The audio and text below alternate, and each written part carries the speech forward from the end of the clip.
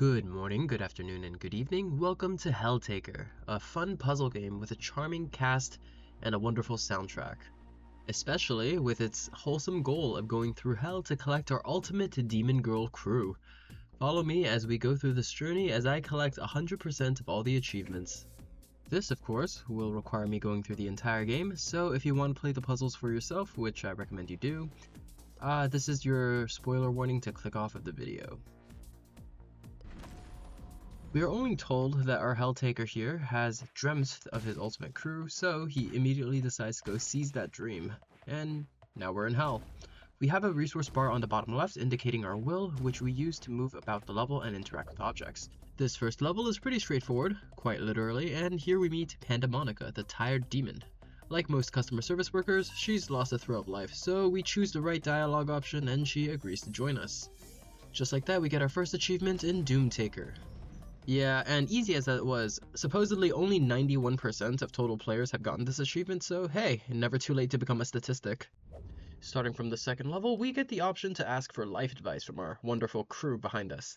Pandemonica basically tells us what we already know, not to step on the spikes too much, and, just go through the levels. It's a nice touch to be able to interact with the characters, and hey, I know at least one of you out there enjoys this feature.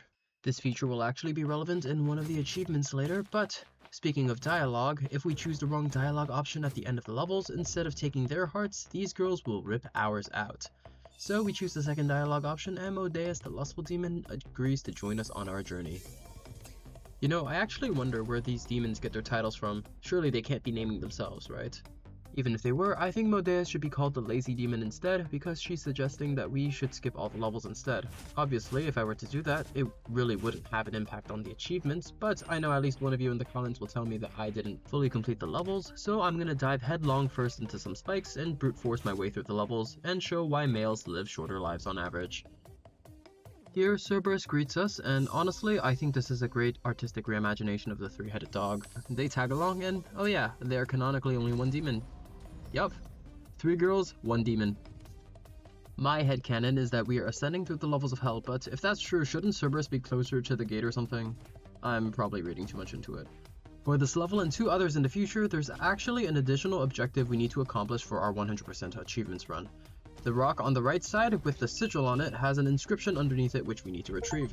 Upon retrieving it, it gives us the Pathtaker achievement for completing the level without touching the key. One more kick and a move upwards and we complete the level. Here we meet Melina the Sour Demon, who I think is pretty wholesome, honestly. She just wants to play turn-based strategy games with us. Honestly, I think this route is the easier route, but if you want to get the key and you don't care about the achievements, then by all means be my guest. Melania hints that we can move the spikes up and down by interacting with another object, and that is exactly what we're going to do to beat this level. We actually have an additional sigil we have to grab on the top right there. And although I think this is a cool mechanic, having us find hidden pieces throughout the stages, having them back to back kind of feels a bit underwhelming.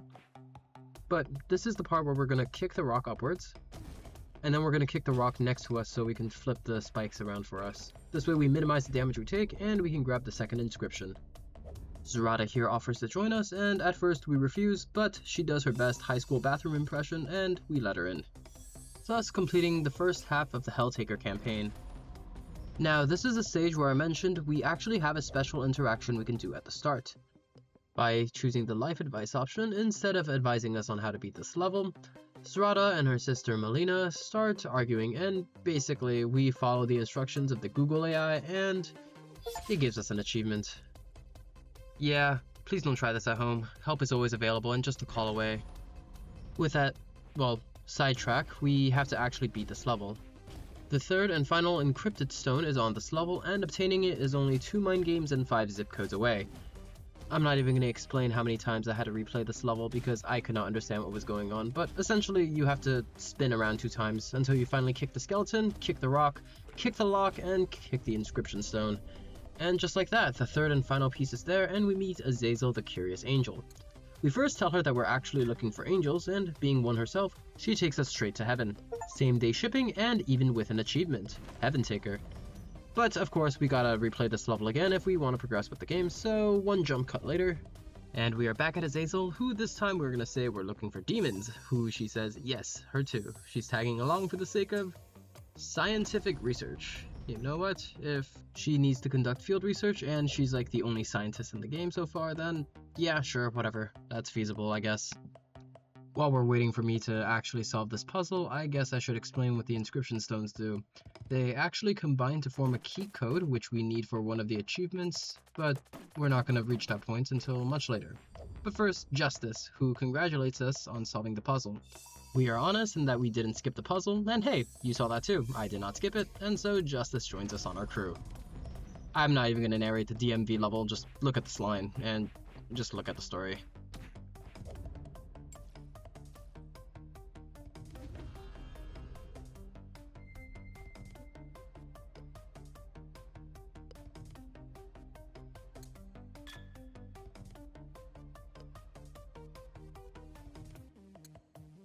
Yeah, we basically bribed the CEO of Hell with pancakes to get our 5th achievement.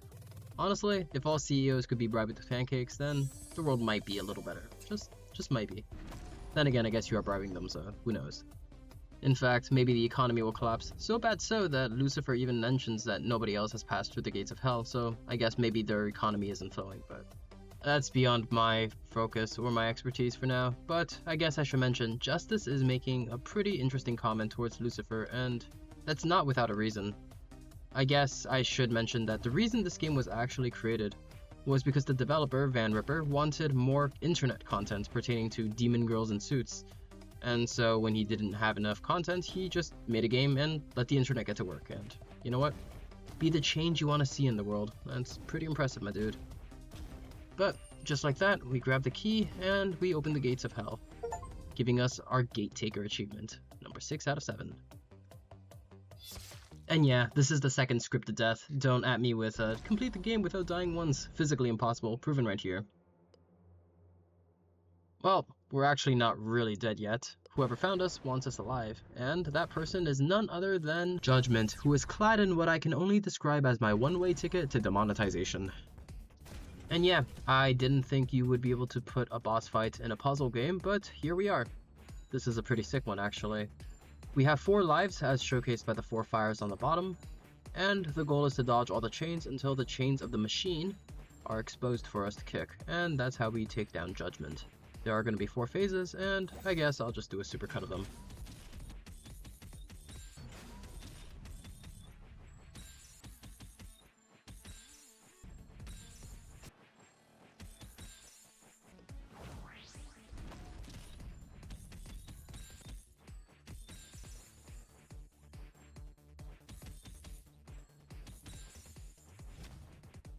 Yeah, after finishing off the last phase of the boss fight, we exchange a few light words with Judgement, who at first agrees to let us go, saying that one day they'll kill us anyways, but we insist on letting them join, and just like that, we are given the Helltaker achievement, number 7 out of 10. Well, we're close, but not quite finished, as there are a few more things we have to do related with the end credits. But that is the story of our journey, through Hell at least. Yeah, bringing a bunch of demons home.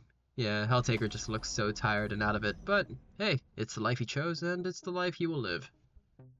This is the home section where we kind of get an update on everyone. Think of it more as like a post-event of the main story, everyone's lives, I don't know.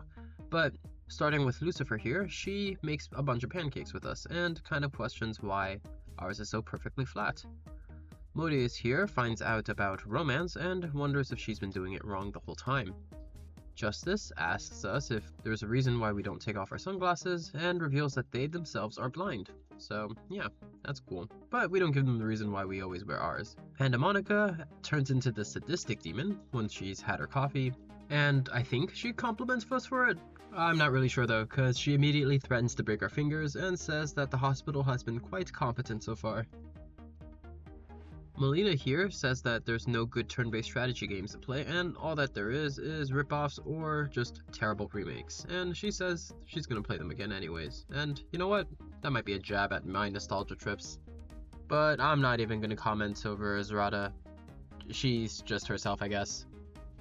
Azazel has actually forgotten how long they've been here, and they just say that they've done some things they don't want to talk about, and you know what? Hey, a realistic paper is a realistic paper. Cerberus says they messed up, and we're not really told why, but honestly, I'd imagine they unleash some terror onto humanity, and that's why the cops are here. Judgement actually offers to dispose of the police, but we tell her it's alright. We'll deal with it.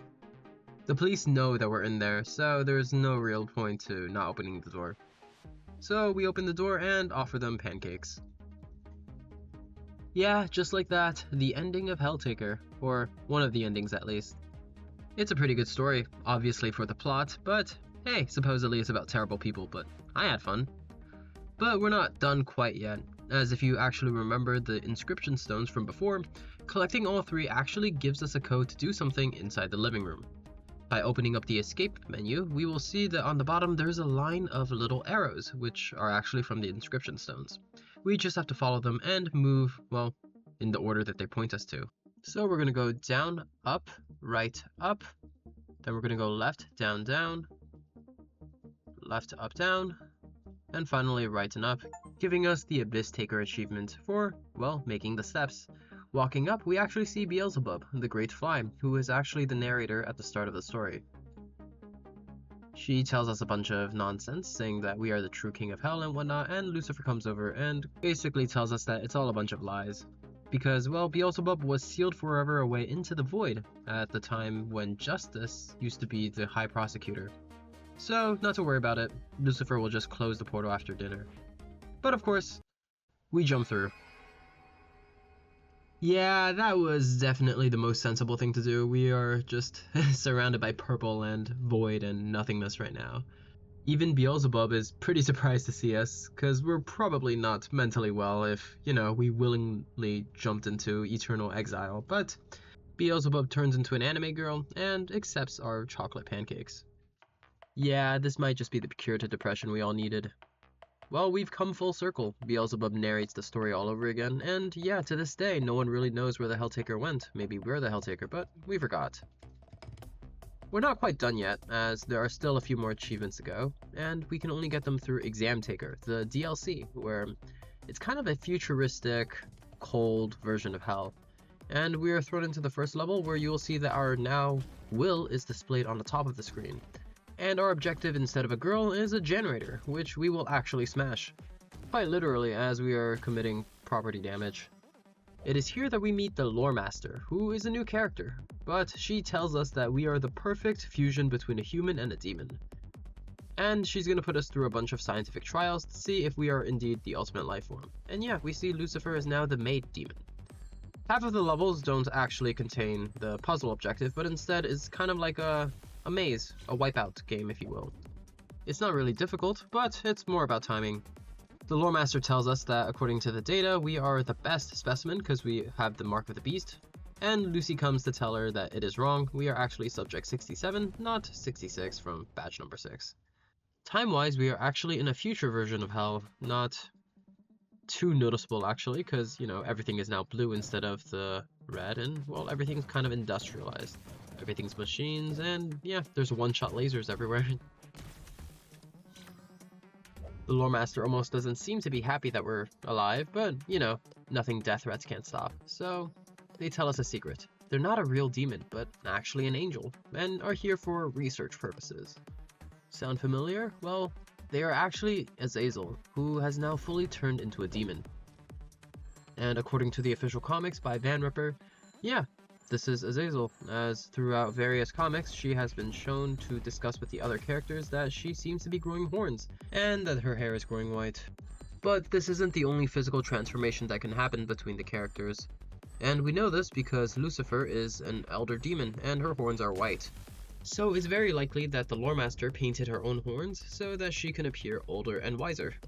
But she gives us a whole spiel about how angels are more motivated and that's why they're better. But it appears that she has forgotten where she placed her halo.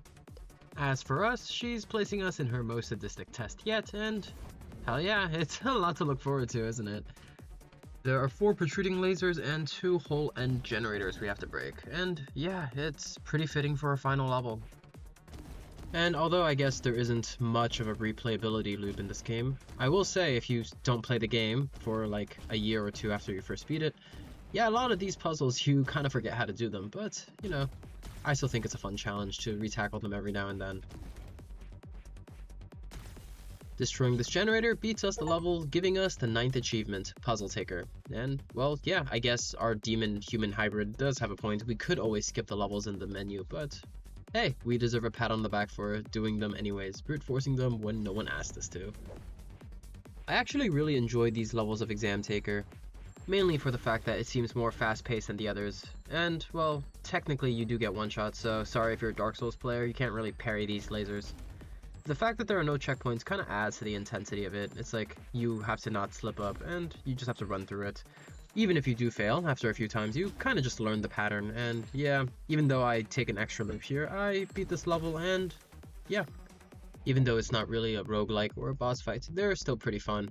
Speaking of boss fights, after this level, the Lore Master pretty much tells us we can have whatever reward we like. But she mainly just offers us apple pie, which I kind of do wonder, do the subjects have to eat? Are they capable of eating? Do they have a digestive tract? But yeah, I guess that's not important, because we're here facing the final boss of Examtaker. And yeah, I'll let it play out.